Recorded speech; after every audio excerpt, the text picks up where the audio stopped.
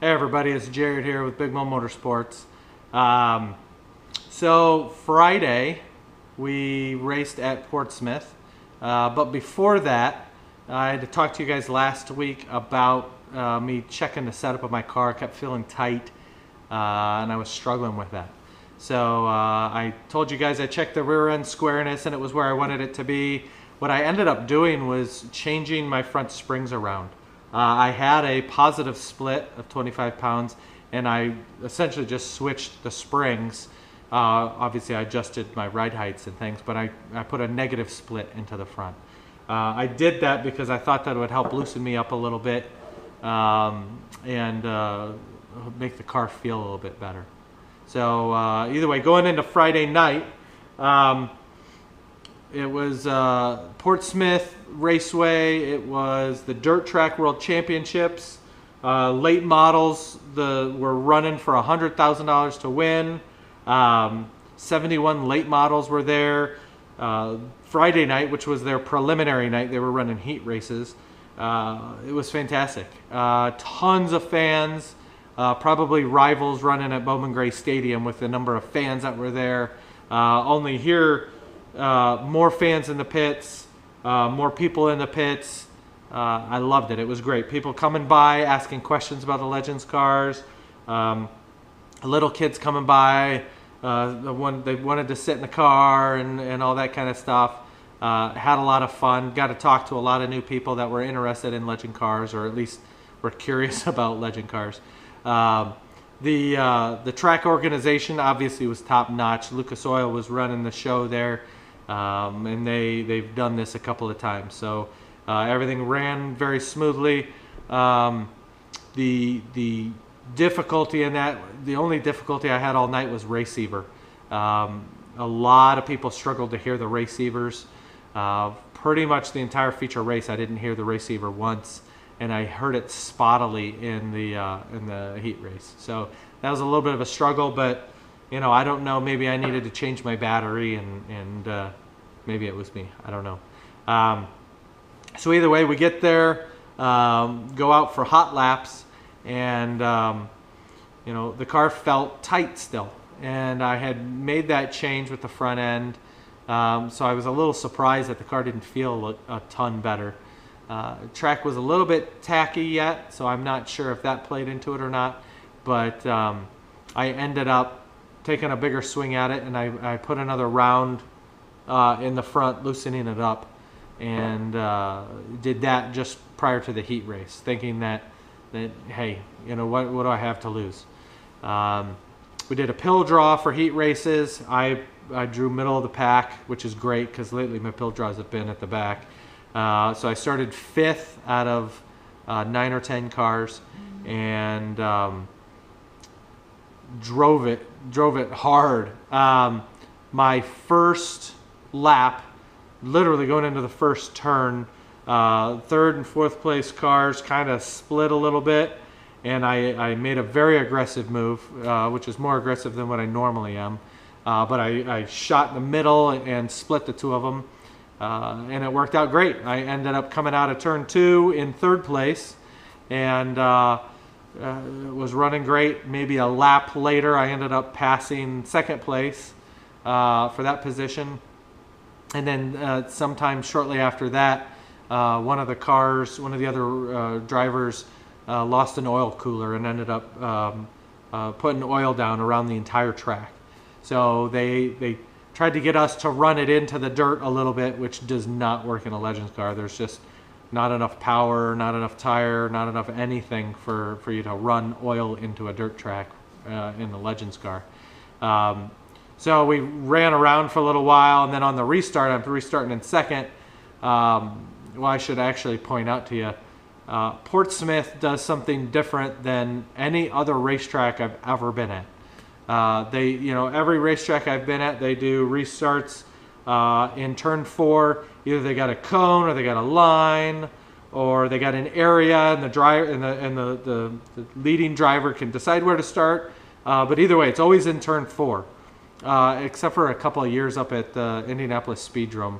Their management really didn't care, and you'd start on the back stretch or turn 2 or wherever, and it just was like a free-for-all. But that aside, Portsmouth actually has a line in the middle of the backstretch with a cone, and that is your restart zone. So you restart in the middle of the backstretch and go into turn 3 and come out, and you can pass the minute you get out of the restart line on the backstretch. So there was oil around the backstretch, or oil around the track, and it was in the middle to high groove, maybe middle.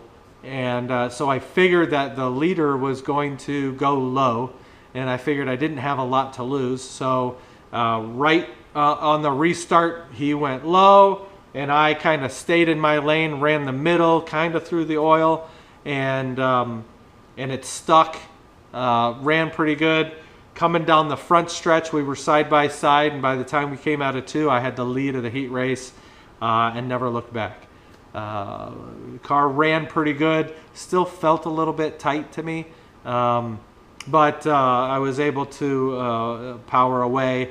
I didn't have like a commanding lead by the time I got to the checkered flag, but definitely didn't have a major challenge on that. So that was fantastic. I think that was only my second heat race win of the year.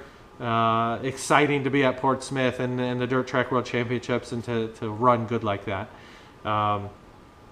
So between the heat races and the features, the late models were running 8 of their heat races.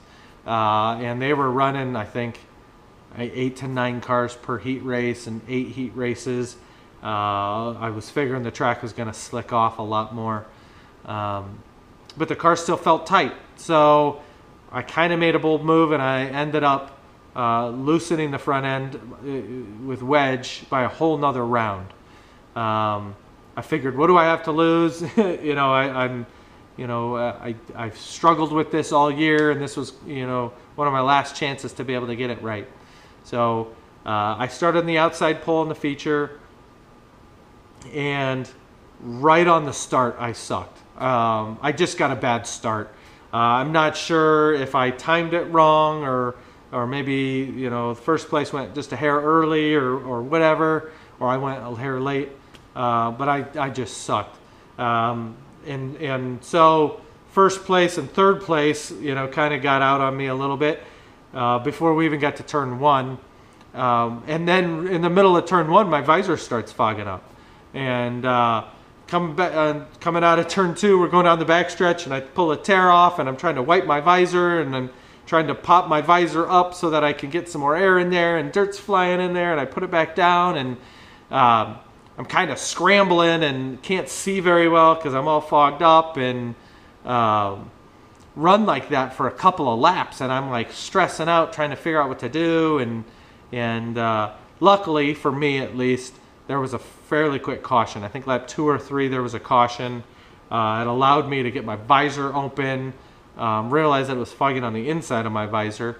So I was able to get my visor situated to the spot where I wasn't getting dirt in my eyes, but I was getting enough airflow to keep it from fogging up. On the restart for that, they, like I said earlier, the receivers, a lot of us couldn't hear it very well. They must have aborted the restart just before we got to the restart line, because, I was in third.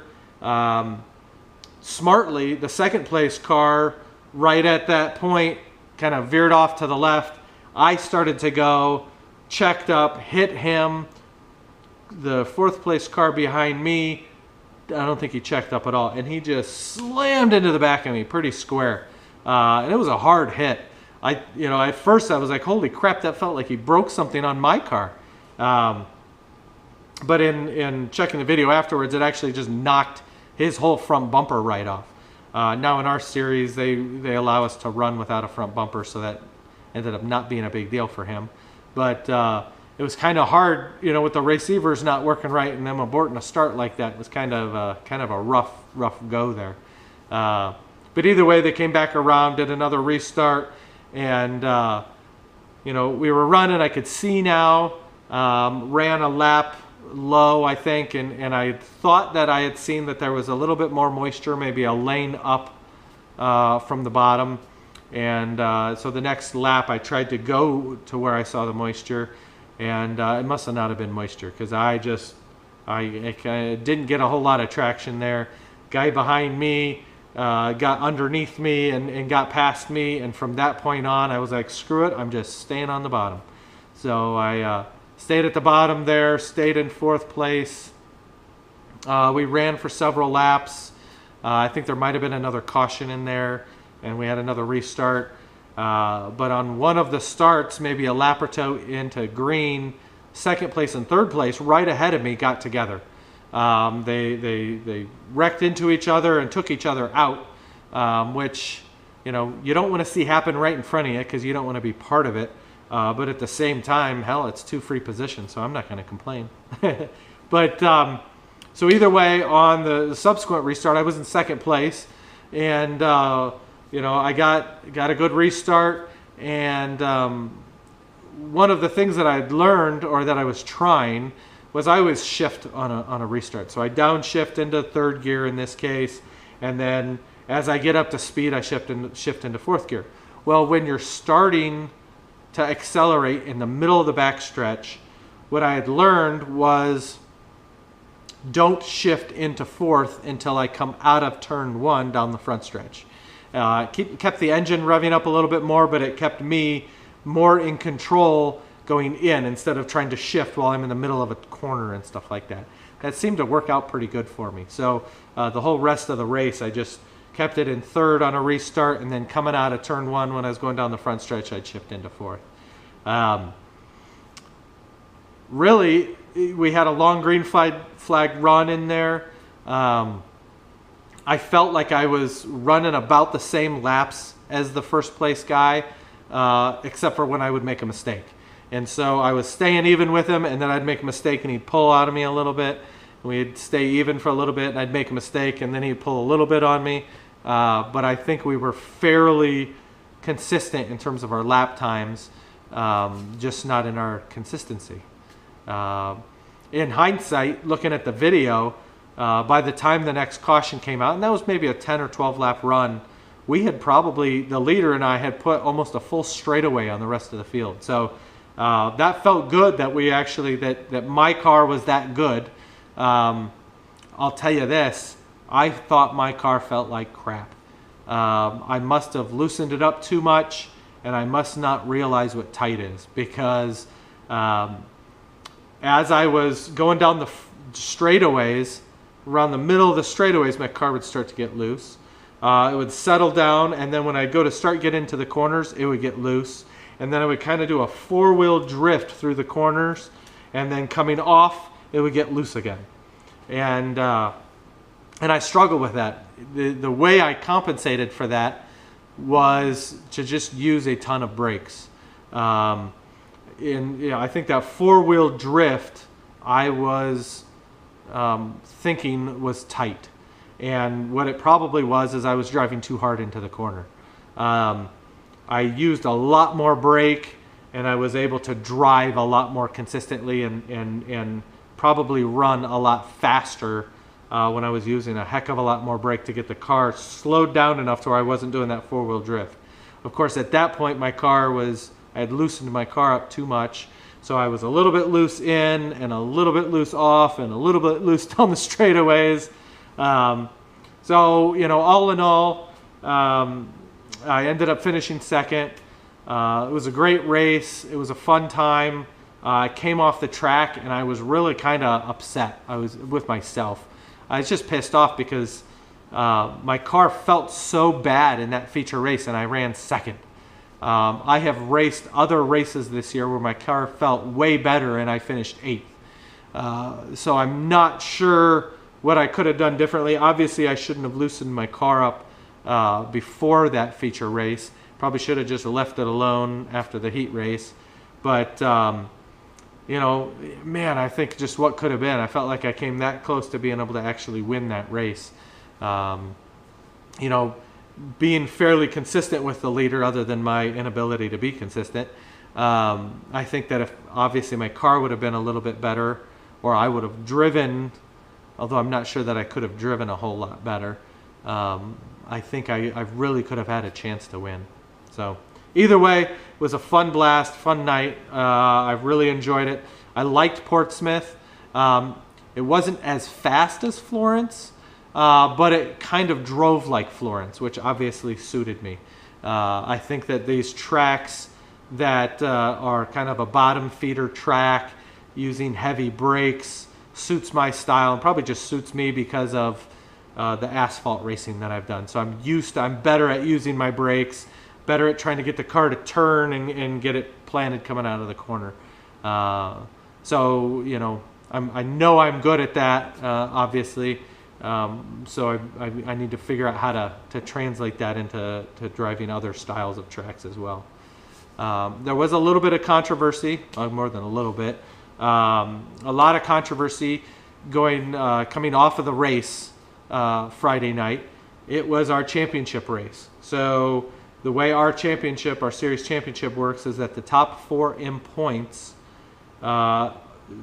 become equal prior to that final race, and whoever finishes ahead of the other 3 cars in that final race wins the championship. And you know, right off, even at the start of the feature race, all 4 cars were right by each other.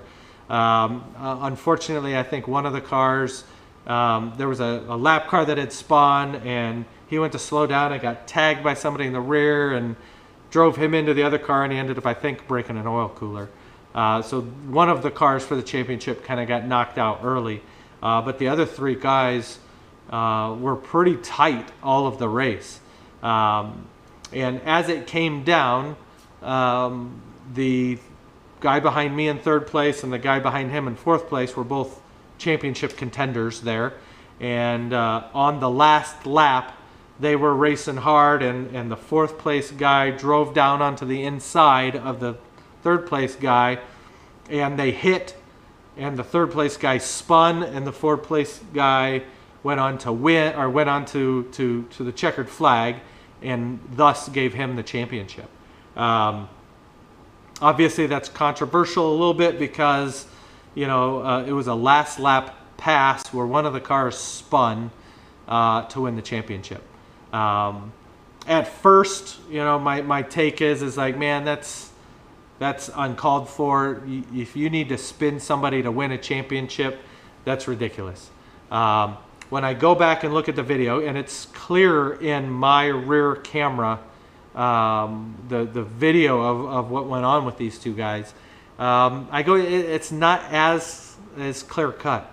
If 4th place would have, you know, piled into the back of 3rd place and taken him out that way, that to me would have been a little bit clearer.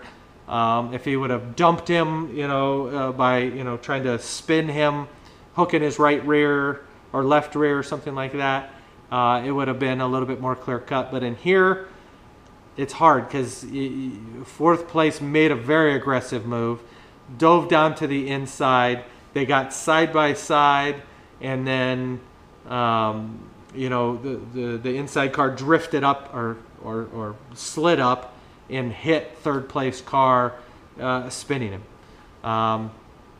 You know, I'm not sure. It's, you know, the track as well as our series director didn't disqualify anybody for spinning anybody on the last lap or anything like that. And I think that's a tough call because you really don't know. In watching the video afterwards, it's really not super clear that it was an intentional dump. I personally think that both of those drivers are really good drivers, and they were racing really hard, and that the 4th place car probably knew that there was going to be contact. Did he know that he was going to spin the 3rd place car? I don't know. But he probably made that move knowing that he was trying to muscle his way through that. And he's a good driver. He's not an idiot. So I don't know. You know, it's kind of hard. I don't know if you say that's dirty driving and should be banned, or if that's just guys being aggressive. And hell, you're going for a championship. Would you not push the car to its limits and maybe over its limits for the championship? I don't know. I do know that I'm not a great driver, and there's been numerous times when I made moves and hit people and didn't intend to, and took other people out. You know, I also went back and apologized to all those guys because I know that I've screwed other people over before, not intentionally. So I don't know. You know, I think that's a tough call. Probably in hindsight, because it's such a tough call, not making a call is maybe the right thing, which they didn't do. They didn't make a call. Or was that what they did? They didn't make a call. I don't know. What I don't want is for that to set a precedence, that there can be contact and going into a final lap for a win or for a championship or anything like that. And I think that's my fear. I've watched a lot of the K&N series, a lot of the modified series on TV, and for years, and I can't remember, the Battle at the Beach. Hell, this was 4 or 5 years ago, maybe more than that. They had 3 races, a K&N, a modified, and it wasn't ARCA, it was some other local, you know, short track series racing. And I think all 3 of those races were decided by a final lap dumping of the leader. And in that case, the NASCAR officials, nobody disqualified anybody. And I was outraged. The fact that this is being televised and they are a premier series. I mean, they're not Nextel Cup or anything, or not, you know, Monster Energy Cup or any of that kind of stuff. But that's what teaches our local racers how to drive. You know, if guys on TV get away with it, then they're going to think that they can get away with it on the racetrack at their local series. So I don't know. I think it's a damn shame, and honestly, as a driver, I would probably be ashamed to win like that. I'd probably still take the win, but I'm not sure that I would have made that kind of move. Maybe that's why I you know, only won 1 race, and I don't know. We'll see. But either way, it is what it is. I want your guys' opinion. Let me know. If you go back to my feature race video from Portsmouth, after the checkered flag, I actually show a replay of just my back camera showing what went on with those 2 guys. So let me know either on that video in the comments or here on the vlog in the comments. Let me know what you think. You know, I'm kind of 50-50 on it. It's up in the air. It's a hard call to make. I feel bad for the guy that had the spot and had the championship in his grasp, you know, with a half a lap to go and lost it. But, you know, it was not clearly a dump. So, I don't know. Either way, let me know what you think. That was my last race of the year. There's another race at Brush Creek on November 4th, but I'm going to be out of town for work, so I won't be able to go to that. Not sure what I'm going to do in the off season. I'm definitely going to take the body off the car, go through the car, check it out. I'm debating on whether or not I take the car down to Kyle Beatty Racing Shop and have them kind of go through it and make sure that I didn't do any major chassis damage this year, and then have them put a whole new body on the car. The body I had on there, I mean, if you see it up close, it's horrid. I think it's probably got a 1/4 inch thick of fiberglass through most of the car. That body itself probably weighs 30 freaking pounds. So, so I might do that. I'm not sure. If I do that with Kyle Beatty Racing and have them, you know, go through my car and put a new body on it, there's a high probability that I will plan to pick up my car during one of the Charlotte Winter Heat road course weekends in January or February. And I would do that with the plan of running the road courses down in Charlotte. Obviously, I've wanted to run road courses for years and had a plan to do it this year, and the Portsmouth race came up and I decided to do that instead. So there's a chance that I might do the winter heat races down there. If I don't take my car to Kyle Beatty this winter, there's still a chance I might do the winter heats. Probably less likely, but I don't know. We'll see how that shakes out. Next year, I'm still going to be racing, still going to be running dirt. Still not going to do full time. I'm not going to run for the championship. For me, that's a little too much stress. I ran for that for 5 years and won it 2 years, won championships 2 years in my divisions. You know, with the dirt series that we've got here, you have to run every race. There are no drops. And I honestly, I just don't want to commit to have to run every single race all year. Looking back now, I probably would have finished this season in 5th place, maybe even been up there in 4th place to be a contender for the championship. And obviously I finished ahead of all the rest of those guys. But I'm just, you know, I'm not, I can't commit to that, and I don't want to commit to that. So my plan will be to probably run all of the non-Brush Creek races. So the Florence, obviously, Portsmouth, Atomic, if we run there, Moeller. There's supposed to be a new dirt track going in somewhere by Cincinnati. Run that. I might run a couple races at Brush Creek, but my plan would be is to run maybe 1 or 2 races a month, kind of depending on how the schedule goes. Take it easy, have fun. That's my whole point here, is to have fun and try not to stress out. So with that being said, you know, I'm not selling the car. I have this past weekend gone through the garage and cleaning things up, trying to get things organized so that it's easier in the wintertime when I'm working in here. And I found a whole bunch of spare parts, electrical stuff, brakes, mirrors, oil coolers, things like that that I'll be putting up for sale. Really just to clean out the garage. Don't read into it that I'm selling out or anything like that. I'm trying to really just clean things up, and a lot of it is stuff I don't even run anymore from an electrical standpoint, or the brakes I don't run anymore and things like that. So be on the lookout for that. I'll be posting that on the Legends Facebook pages or maybe on eBay. And my goal on that stuff is literally I'm going to put it up with like a no reserve. So if it all sells for $1, I don't really care, as long as it can go to somebody that can use it and I don't have to pay shipping. So if anybody locally here in the Ohio Valley area needs any of the parts, let me know and I'll set it aside and they can come pick them up, and I'll charge them $5 or whatever. You know, it won't be a big deal. With that, I'm not sure what I'm going to do about the vlogs. This is probably going to be my last vlog, at least for a while, if not forever. Doing the vlogs every week is just one more thing to add to my list of crap I've got to do. It's fun talking to everybody, and I do appreciate getting all the comments and the feedback from you guys. We'll see. I don't know.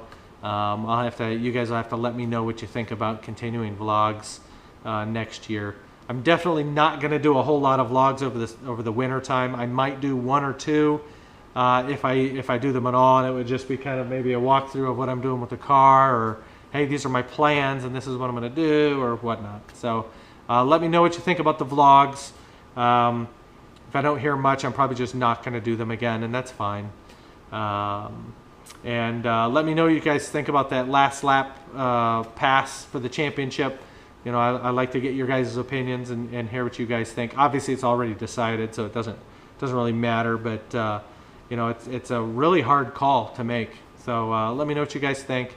Other than that, I will probably not talk to you guys for a while. If you have any questions or comments, you can look me up on Facebook, Big Mo Motorsports. We've got email at contact@bigmillmotorsports.com. We've got our Twitter @BigMillRacing. I answer a lot of questions for new guys getting into racing, what to look for in a car, what to do, you know, for this, or little help and things like that. I am not the Wikipedia of Legends Racing, don't get me wrong, but I'm always willing to help and answer any questions I can. I'm going to tell you what I think, and I'm going to tell you if I think I know what I'm talking about or not. You'll have to decide on that. But if you have any questions or comments, go there. Probably do a lot of my communicating through Facebook, so check out our Facebook page. and we'll see you guys later. All right, thank you.